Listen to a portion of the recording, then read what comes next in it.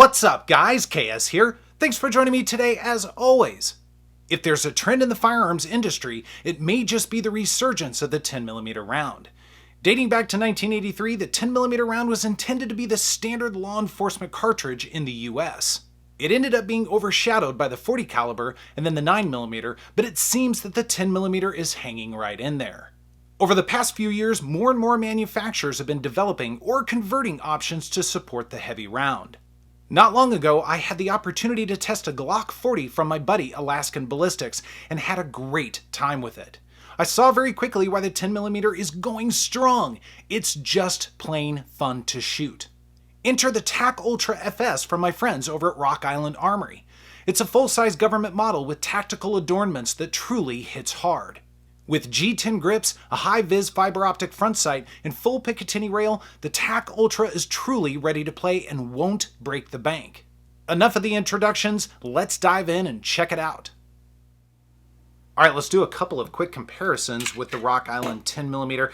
It's always interesting to find different comparisons with guns like this because I don't have very many government model 1911s in the collection right now. In fact, I don't have any, but still, it'll be fun to put this together with another firearm. In fact, it's actually another Rock Island Armory. This is another 10mm. They sent a couple along to play around with. This one is a little bit more traditional. It's not quite as tactical, but I thought it'd be fun to throw these guys together and just get an idea of where they stack up. And you guys will notice a box of Armscore there. Armscore sent some ammunition along to play along with these, to put some rounds down range and have some fun with. So big shout out to both Rock Island and Armscore. Now, both of these guys are going to be 8 inches in length. I mean, you can see that they are really identical in slide, or at least for the most part, and they're going to stand 5.5 inches tall. Really not a difference there. In terms of width, 1.31 inches on both of these guys. Try and line them up as best I can for you. Now it's going to be 5 inches on the barrel, and the weight unloaded on the TAC Ultra, and it's going to weigh just a little bit more because of the Picatinny and some of the other things we'll talk about here in a little bit. But we're going to be looking at 39.84 ounces. But very interesting to line these guys up. A lot of similarities, but a couple of differences. We're going to be coming back and visiting this guy at a later time. A comment I see in my videos with 1911s from time to time is 1911s are really big guns, especially really long guns. So I thought it'd be a good idea to bring out another popular longer gun. This is actually a Glock 34. It's from Zafiri Precision. I do not have a video on it yet. That'll come at a later time at some point. I'm still just having a lot of fun with this, but I wanted to line these guys up just to give you an appreciation of the size of the 1911, the Rock Island on the bottom, versus a popular polymer gun, a longer polymer gun like this Glock 34. So when you put these guys or stack these guys up, and keep in mind, if we omitted the beaver tail, there's a significant difference on that Glock 34. So I just thought it was kind of an interesting and oddball comparison here a little bit. I have no shame in doing that. I know some people say, well, you can't compare one gun to another gun. Well, sure we can. We can compare anything we want. But I think that's all part of the fun. But kind of an interesting stack up. I'm not really planning on an if I could only have one between these two. That might be a little bit too far left field, but still an interesting side by side nonetheless.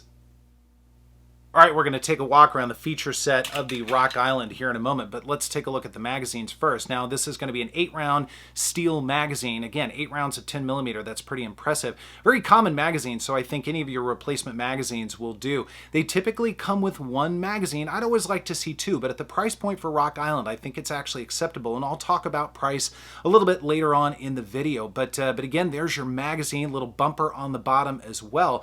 And before I throw that in, I did want to show you the magwell. I'll tell you what, I love 1911s with magwells. I think it's a great attention to detail. It's a nice touch, a nice add-on for this, and it just makes it a little bit easier to throw those magazines in, and I think it looks good as well. So good on Rock Island for doing that.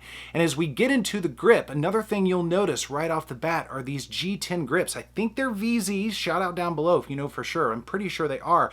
But again, a great attention to detail. This is a premium feature on this gun, and little cutout for your thumb to get to the magazine release. Very nice grips. Now, if this were mine, I'd probably switch them out for some lock grips, something a little bit more colorful, but again, these will absolutely serve. And then as we move around on our mainspring housing, some fantastic checkering here. I'm telling you what, the grip texture on this gun really locks in your hand. Now, you'll probably notice in the shooting that my left hand tends to bounce off, and part of that is because of the recoil. 10mm definitely has a little bit of recoil, but then I've got a bad wrist as well, so it's kind of a combination of the two. And then our front strap, once again, we've got some vertical lines here, and it's really nice because a lot of 1911s at even higher price points don't have this. So again, another attention to detail, really nice quality feature on this. And then as we get a little further up, we do have our grip safety and a really nice beaver tail, so you're not going to worry about slide bite or anything. A little memory bump here as well. So you get your grip on there, you are really good to go. Now, you'll also notice our safety paddles, and these paddles are big, so they would serve as a ledge for you as well if you want to do that. But they work really well. Now, of course, you would carry this in single action, cocked and locked. Always a weird angle to get to that. But these safeties, they are really nice. They're articulate, and they have just the right snap to them. They're not too firm and not too loose. So Rock Island did a really good job with this. But again, carry cocked and locked, take your safety off, and you've got your grip on there, you are good to go.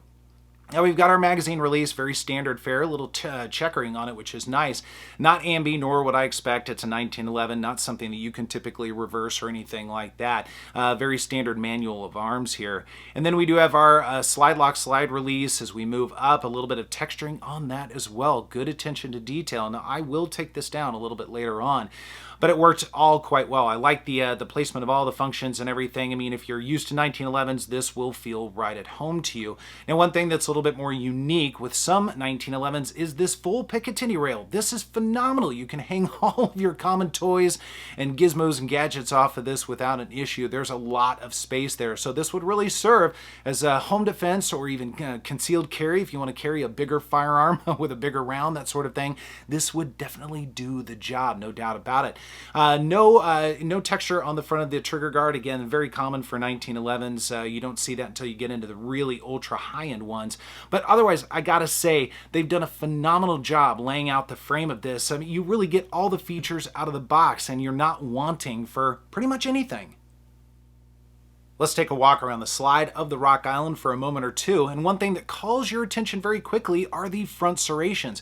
So this is going to be a little bit different than a more traditional 1911. I know some people are not really into that. I love it. I think front and rear serrations just look really good. They break up the slide a little bit. And if you're curious about this, this is going to be a Parkerized finish all the way around, a matte finish. I like the finish on this, but those serrations, I think they look great. They're very usable, very bitey, break up that slide. And if you want that more tactical look between the Picatinny rail and the front serrations, this definitely will fit the bill. Now we do have a Rock Island Armory logo right here. I like their logo. I think it's fine. I think it's very tasteful. A little bit of a billboard, but it doesn't bother me a bit. And again, I think the logo looks good. And here's a look at the other side. More of the same there.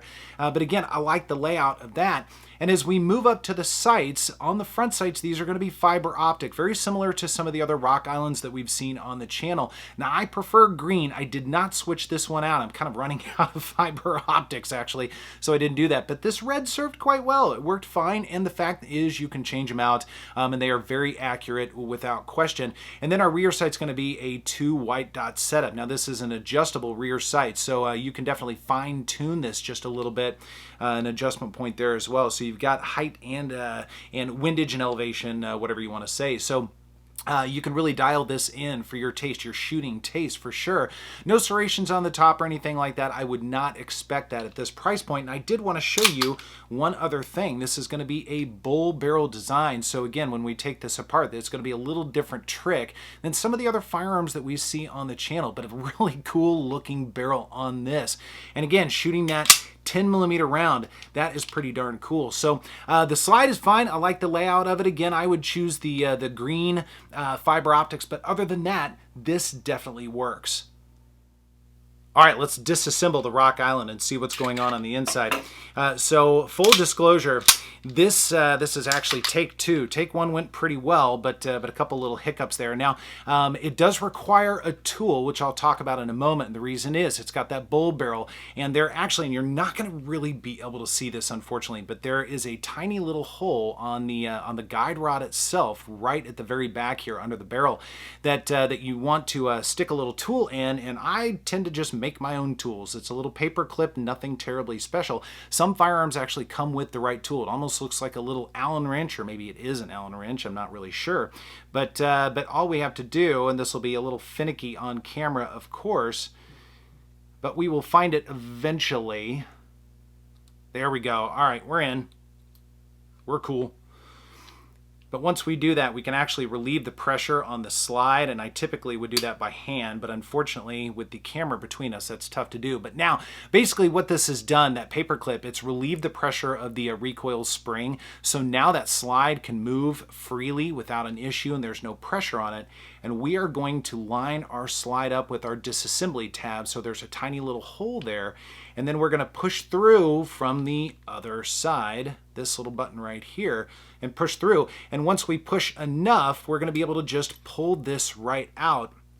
And now our slide is going to be able to just freely come off like this. I know we don't make it look very good on this on this channel with disassemblies on some of these things, but hey, either way it will work. And we will take a look at all of our parts, see what everything is made of in there, get our barrel out just like so. And we'll take a look at our slide first. Now this slide, I noticed it's going to be similar to a Series 70 versus a Series 80. A lot of people say that Series 80, the purists would say that Series 70 rather, is going to be a little bit more pleasant to shoot. The trigger is going to be a little bit nicer, a little bit crisper. I think that's true. I actually am a fan of Series 70 as well. I don't mind Series 80, it's fine, but Series 70 just a little bit better because it doesn't have a little safety plunger in it for, they would say drop safe, but I think these days 1911s are very drop safe as is. Now the frame on the Rock Island is very standard fare 1911. It does have a little extra oil on it. Just cleaned this not too long ago after shooting it. But again, pretty standard fare for 1911. And then we've got our recoil spring and guide rod assembly right there. Again, you see that paper clip being held on for dear life in there. And then we've got our barrel, this bull barrel, man. I'll tell you what, this thing is a tank. It is awesome. It's got a little bit of wear on it. Now, I don't know how many reviewers have seen this particular firearm, but again, it's held up quite well. It's got a nice polished feed ramp on it. Again, it does the job without too much of an issue. Now, when we go to reassemble it, we're going to reverse pretty much the entire process. So we'll get our barrel in, and we'll throw our lug up there, and then we'll get our recoil spring and guide rod assembly and just throw this back in and get our lug back down like so. So everything is seated in here. Now this is where things get a little tricky, and here's where take two comes in, because this did give me fits the first time. Since I'm about 2 feet, 2.5 feet away from the camera, it's always a little bit of a chore, especially with 1911s, to get everything lined up the way I want it to. So I have to cheat a little bit, but now that we've got everything lined up, the lug sits in there, so everything is lined the way I want it to. I'm going to get my takedown lever just like so. So it's sitting in there. The one thing I want to do is I want to avoid the idiot scratch or anything, so I want to be a little bit dainty with it just to get it all lined up. This is not my firearm, and I am not a fan of the idiot scratch. But once you've got everything lined up, then your takedown lever should pop right in just like that. So that's pretty cool. And then I'm going to go ahead and lock it back again, because that's going to relieve the pressure on our paper clip. And then that paper clip will just pop right out. And then we are good to go. So that's the disassembly on the Rock Island TAC Ultra FS. I know we don't make disassemblies look very good here, but again, that will work. The shooting experience with the TAC Ultra was awesome. Although the 10mm is an inherently snappy round, the Rock Island handled it well. The 39 plus ounces helps soften the round a bit, while the G10 grips keeps your shooting hand well planted. I say that because my support hand had a more challenging time staying put and needed to replant after almost every round. I attribute that to the recoil and a bad wrist. Regardless, you can spend a good amount of time with the TAC Ultra and not get fatigued. The sights were point of aim, point of impact, and I love that you can make small adjustments to the rear sight to suit your needs. Although I prefer green fiber optics, the red front sight proved to be just fine. In a moment of transparency, I did have one malfunction during testing. A spent casing got caught between the slide and the magazine while ejecting, so I had to pry it out by hand. It's possible that the round was out of spec, but it was difficult to diagnose since the casing was half crushed. After clearing it, the Rock Island went back to work and it was smooth sailing for the rest of the testing. Let's take a look at the trigger for a moment or two. Make sure it's unloaded. Now, a couple things about this trigger. I don't know if it's steel or aluminum. There aren't really specs on that, but it is certainly metal, some sort of alloy to one degree or another. It is adjustable there, so you do see a little Allen screw, so you can definitely dial it in to suit your needs. Another really nice touch on this, and it is skeletonized. It's got a little bit of texture there as well. Hard to capture that in the light, but again, a really nice trigger, at least in terms of design, but it all comes down to the pull on this. So here's our take-up. There is just a tiny bit of take-up, very smooth, of course, to a nice defined wall. And there's our brake. You'll notice that thing did not travel very much at all. Now, the pull on this is coming in just over 4 pounds, so it's a little heavier for a 1911. But again, you can dial that in, and if you've got a good gunsmith or you know what you're doing with 1911s, you can really make this a sweet trigger. And there's your reset. Again, not a lot of travel. We'll do this a couple more times. We'll get that back out to the start. So again, we've got our take up to the wall. And there's your brake. Again, not a lot of travel going on. And then our reset right there. And a follow-up shot. So again, a little over 4 pounds. I like something a little lighter in my 1911s by about half a pound or a little more. However, out of the box, this will definitely serve. So guys, what do I think of the Rock Island Armory TAC Ultra FS 10mm overall? Overall, I like it. I like it quite a bit. The feature set out of the box is really good between the G10 grips, the adjustable rear sight and front fiber optic sight, serrations all around, Picatinny rail, and magwell. This thing is dialed in. It even has an adjustable trigger in it, so you can really do a lot with this gun. It can serve quite a few roles. And the MSRP is about $806, so your street price will be less than that. That is a fantastic way to get into a good 1911 that shoots the big 10mm round. Once again, a big shout out to Rock Island Armory and Arms Corps for allowing me the opportunity to play around with this and offer my thoughts to you guys. And speaking of thoughts, be sure to sound off. Leave a comment down below. Let me know your experience with Rock Island or other similar firearms. I love talking with you guys in the comments and sharing ideas and thoughts, that sort of thing. Otherwise, thanks so much for joining me, and I will see you next time.